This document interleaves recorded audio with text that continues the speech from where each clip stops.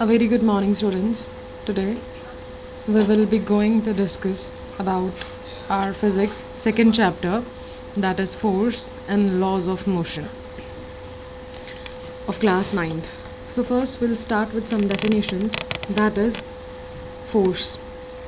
Force is defined as it is a push or pull which change or tend to change state of rest or of uniform motion or shape and size of a body. It means basically force is what? It is a push or pull which tends to change the state of rest.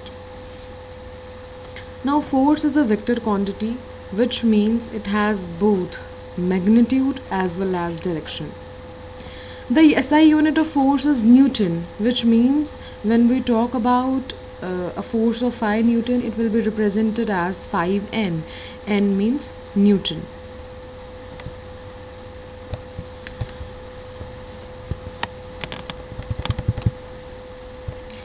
The point on a body where a force acts, वो point एक body पे जहाँ force act करती है, that is called point of application of force. A line drawn through the point of application of force in the direction of force is called line of action of force. Now resultant force, the single force which acts on the body to produce the same effect in it as done by all the forces collectively is called the resultant force. What it means, if a ball is there from one side, I am pushing the ball to the other side.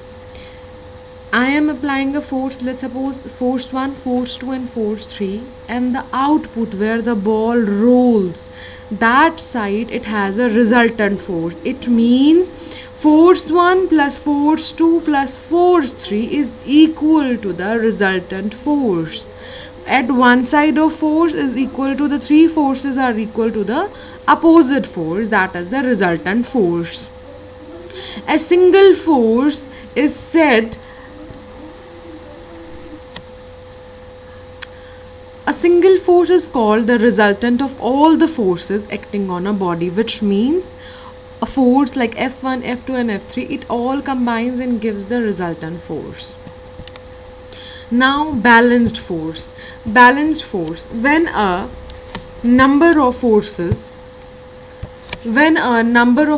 acting on a body do not cause any change in its state of rest or of uniform motion in a straight line, then the forces are said to be balanced forces.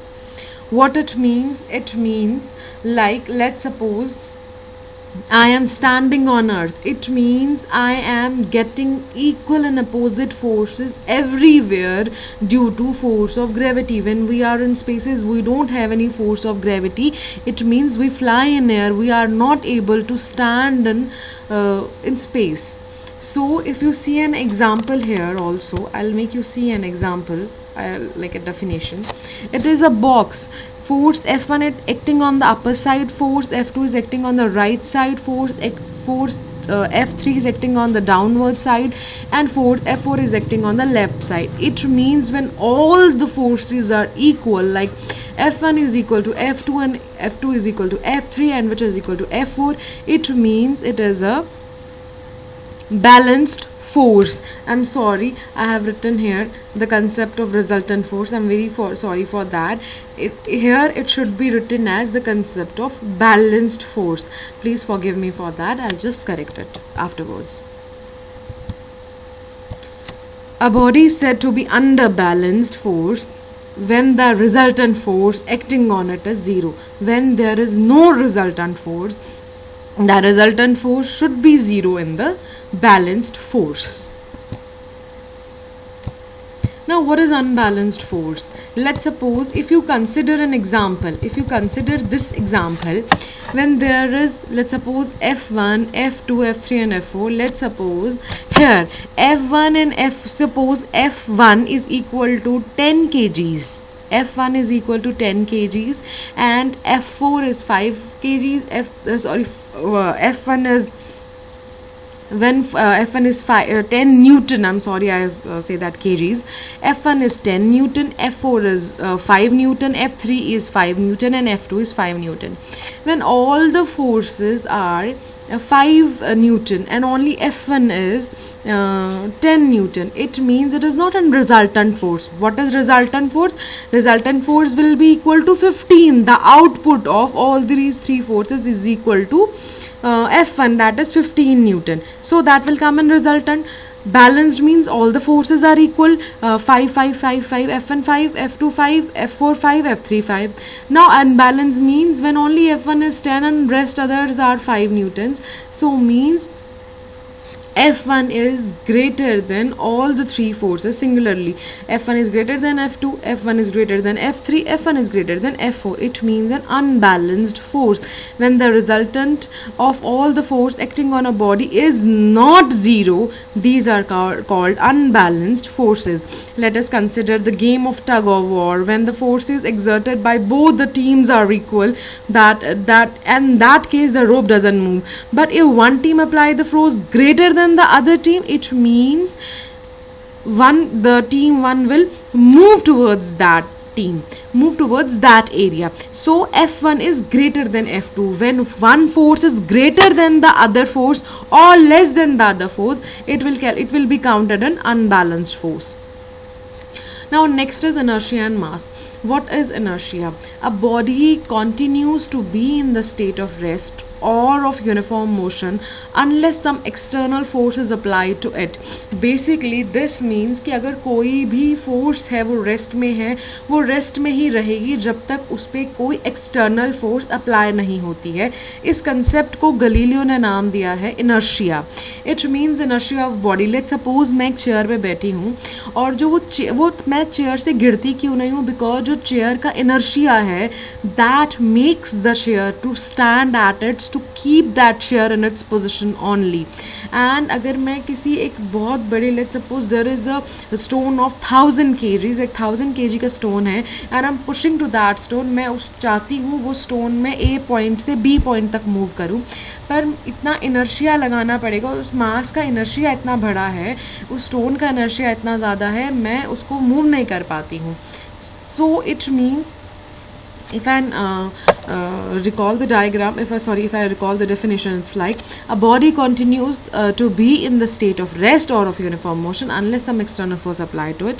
Inertia of body may be defined as the property of an object to resist any change in its state of rest or of uniform motion in a straight line is called its inertia. Sometimes inertia is full. What it means when inertia is full, it means when we sit on a chair, the inertia of the chair keeps it in its place. जो chair का inertia है वो उस chair को उसी जगह पे stable होने के लिए रखती है. अगर उसका इनर्शिया फुल नहीं होगा तो we will fall from that chair. In certain cases inertia is not desirable. What it means, a large force is needed to push a heavy load truck. So it is easier to move a smaller and lighter object than a larger and heavier one.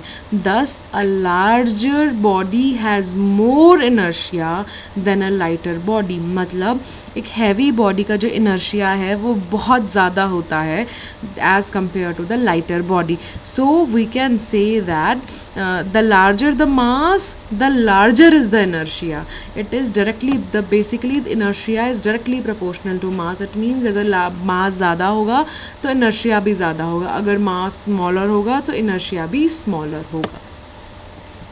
Now all material bodies can have three types of inertia. First one is inertia of rest, second one is inertia of motion, and third one is inertia of direction. Now inertia of rest. A body at rest continues to remain at rest until an external force is applied on it. It means जो body है वो rest पे ही रहती है जब तक कोई external force उस पे apply ना हो. For example, एक chair है और एक 1000 kg का stone है. Chair का भी अपना inertia है और stone का भी अपना इनर्शिया है, लेकिन मैं अगर दोनों को पुश करने जाती हूँ तो मैं चेयर को इजीली पुश कर सकती हूँ क्योंकि जो चेयर का इनर्शिया है वो कम है, और मैं स्टोन को पुश करने जाती हूँ तो वो स्टोन पुश नहीं होता है बिकॉज वो स्टोन का इनर्शिया बहुत ज़्यादा है. उसमें उस जो फोर्स लग रही है उसको रेजिस्ट मीन्स उसको रोकने के लिए बहुत ज़्यादा इनर्शिया, उसको रोकने के लिए उसमें बहुत सारा इनर्शिया है कि वो जो एक्सटर्नल फोर्स उस पर लग रही है उसे रोक सके और उसकी जो मोशन है और जो जो स्टेट में है वो एक रेस्ट के स्टेट में है, उस स्टेट में ही कॉन्टिन्यू रहे।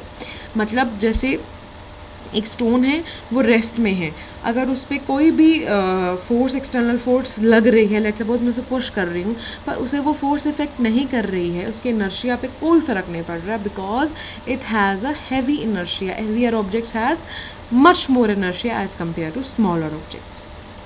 Next is inertia of motion. A body is in uniform motion, continues to remain in motion along the same direction until an external force applies on it. For example, a person sitting in a running bus is thrown in the forward direction when it stops suddenly.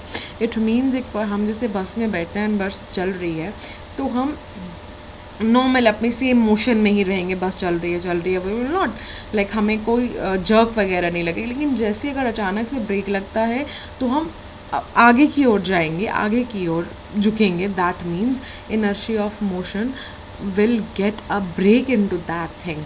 External force is applied to it so that the inertia of motion will break.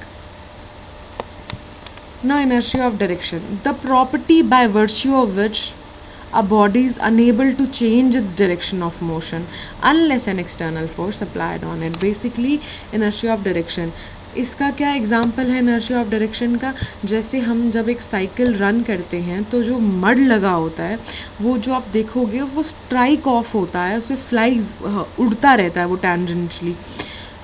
उसको mud guard, उसको prevent करने के लिए cycle पे एक mud guard लगी होती है। तो ये क्या हो रहा है, जो हमारा उसका ये लिखा हुआ है यहाँ पे, the mud stacking to moving cycle tyres flies off tangentially to prevent this mud flying off on the person vehicle in front or behind. Mud guards are provided. These mud guards provided the needed external force for changing the direction. It means कि जो हम वो mud guards लगाते हैं वो जो उसकी direction है उसको change कर रहा है। जो inertia है उस mud guard का, जो inertia है उस mud का, वो जो हमारा मड गार्ड है उसके कंटैक्ट में आने से उसका जो इनर्शिया ऑफ डायरेक्शन है वो ब्रेक हो जाता है।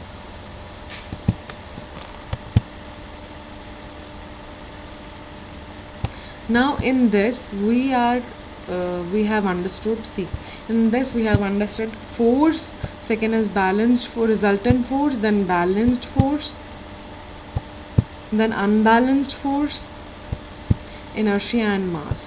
And the rest of inertia of rest, inertia of motion and inertia of direction. In the second video we will cover our Galileo's concept and Newton's first law and Newton's second law. We will be covering that in second video. Hope you have understood that, and the PDF of this is given in the description box.